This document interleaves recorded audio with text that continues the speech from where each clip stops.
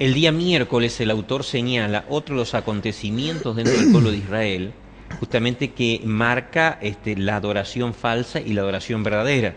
El primer acontecimiento que nosotros vimos justamente fue el tema del encuentro de Dios con Moisés, donde Dios le señala allí que era tierra santa, que debía acercarse reconociendo, ¿cierto?, hacia quién estaba justamente acercándose, hacia el Dios creador. Luego se menciona allí, ¿cierto?, en el día lunes, la muerte de los primogénitos, la marca, ¿cierto?, en el poste, allí daba lugar a una adoración en reconocimiento que se necesitaba de la sangre de Cristo para la salvación. Y luego entonces empezamos con los 10 mandamientos, Éxodo 20, ningún otro Dios, ¿cierto? Allí una adoración teocéntrica, exclusiva, respetando justamente al único Dios, en forma reverente, no superficial, y entonces dando en el cuarto mandamiento el porqué de la razón de la adoración a Dios, un Dios creador y un Dios salvador, ¿cierto? Y entonces el día miércoles dice, estos son tus dioses. Aparece aquí el acontecimiento que Moisés se va al monte Sinaí, sube al monte Sinaí, se demora un poquitito y ahí aparecen los vacíos, ¿cierto? Aparece lo que teníamos en el fondo, bien la resaca aparece, ¿no? Y entonces el pueblo de Israel saca la cultura pagana que había sido justamente contagiado durante tantos años allí en Egipto, y más algunos egipcios que habían ido con ellos, ¿no? Y entonces crean allí, ¿cierto? Le piden a Aarón que haga el becerro, porque directamente ese Dios, entre comillas, era el que los iba a guiar. Qué tremendo, ¿no? A veces somos muy rápidos en juzgar, ¿no es cierto? Pero es difícil de entender a veces cómo hacía tan poquito tiempo que habían visto el poder de Dios en el Sinaí, ¿no es cierto? Todavía estaba Moisés allá arriba, de todas las veces que subió y bajó, ¿no? Y que fue con Josué en la última vez. Y sin embargo, como que al no tener algo físico, como dicen, no sabemos a dónde se fue Moisés, si va a volver, como que quedó un vacío de liderazgo allí. Sí. Evidentemente la debilidad de Aarón no era Moisés en cuanto a mantener al pueblo dentro de la voluntad de Dios. Y yo lo que más me llama la atención, ellos habían escuchado la voz de Dios. Sí. La voz que les había dicho. Y todos habían decidido, sí, vamos a hacer. Pero interesante, cuando están esos vacíos, vuelve a salir lo que tenían, ¿no? Como vos decís. Y Aarón por ahí tratando de que, bueno, no van a querer traer todo el oro y todo eso. Sí. Y sin embargo, sí, todos se engancharon, trajeron. Y bien, como mencionábamos antes, ¿no? Aarón conformando a los adoradores, no al que debemos adorar. Claro. O sea, dos cosas totalmente diferentes. Es decir, cambió la dirección hacia dónde va la adoración. Y aquí tenemos otra vez el mismo ejemplo que Caín y Abel, ¿no es cierto? Ellos trajeron lo mejor que tenían ellos, el oro es lo mejor, lo que habían sacado de Egipto, pero Dios no nos pide en la adoración una adoración hecha a medida del hombre. Digamos, no hay nada que nosotros podamos poner como para llegar a Dios. No tenemos nada. No es... Exacto. Y algo que me quedó, ¿no?, que vos mencionaste, Denis, en cuanto dice, se habían aferrado a la criatura, se habían aferrado a Moisés.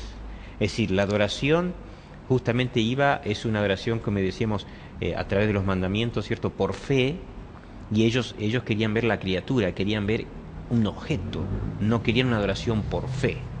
Y por eso allí entonces agregan, ¿cierto?, el becerro, para que a través del becerro entonces adoraban, digamos así, indirectamente a Dios. Algo muy común. Claro, ellos en ningún momento dijeron, nosotros no reconocemos a Dios, simplemente queremos algo para, ¿no es cierto?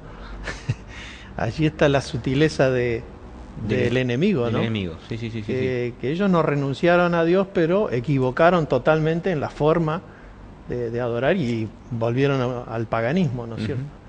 Y entonces aparece allí, ¿cierto?, la pregunta, dice, ¿de qué manera contrasta la adoración a esta estatua con la adoración a Dios. Y yo sé que vos tenés algo acá sustancioso. Bueno, yo estuve leyendo el capítulo Ujú.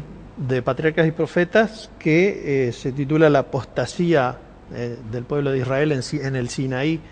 Y me gustaría leer solo algo muy breve, una de la página 200, Ujú. que contrasta la adoración que hubo en ese momento cuando Aarón dijo, haremos fiesta a Jehová, ¿no es cierto?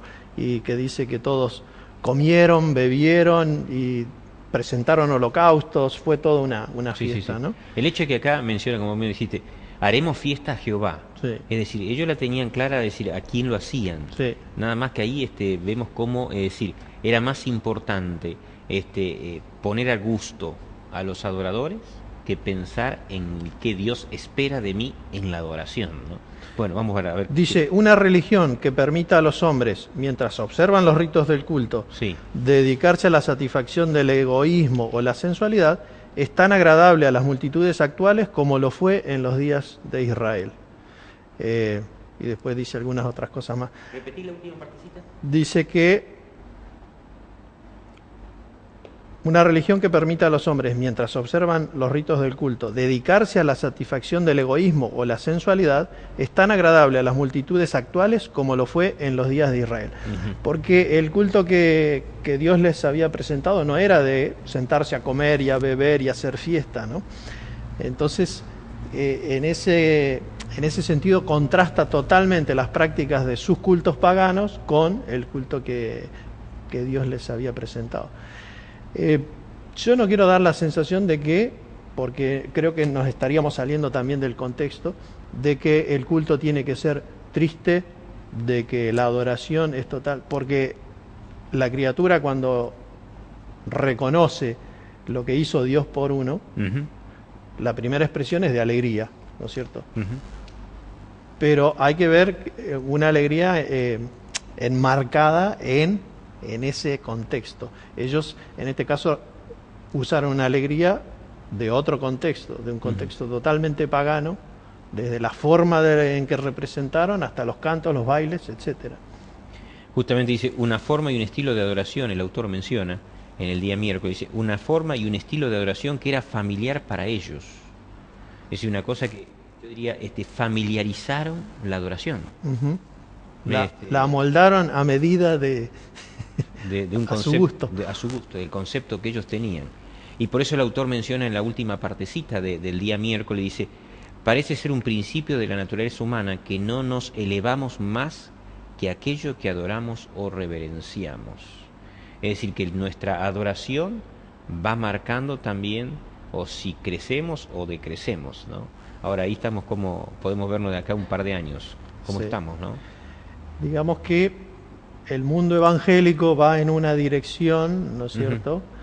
Y por eso sí nos dice muchas veces, no deberíamos nosotros tratar de bajar a Dios a nuestra altura, a la altura de la criatura, sino tratar de nosotros, ¿no? Ellos lo que hicieron fue bajar ese Dios a algo más tangible, a algo, pero como vos decís, cada vez estamos más abajo, ¿no sé?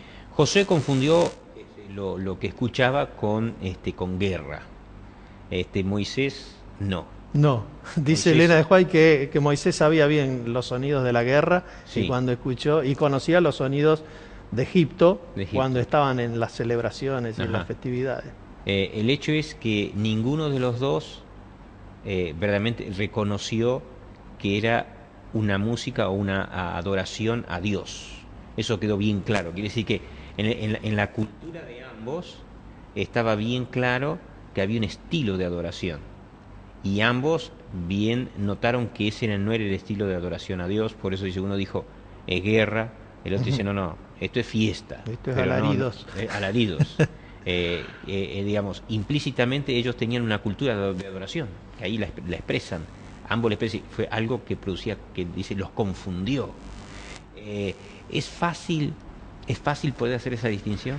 Bueno, yo creo que el principio que vos mencionás es muy importante, porque hoy en día a veces estamos tan imbuidos por la cultura que a veces, mi caso que yo soy músico, a veces la música que presentamos en la adoración tiene características de otra de otros entornos seculares, totalmente seculares. Y hay elementos seculares que no deberían estar presentes. Pero ya nos hemos contagiado tanto, o los vemos tanto a diario, que a veces presentamos adoración, texto o mensaje con un formato que no te dejo esta pregunta. Sí. Danos principios para el próximo bloque, algunos principios para distinguir entre lo que sería confusión y la verdadera adoración.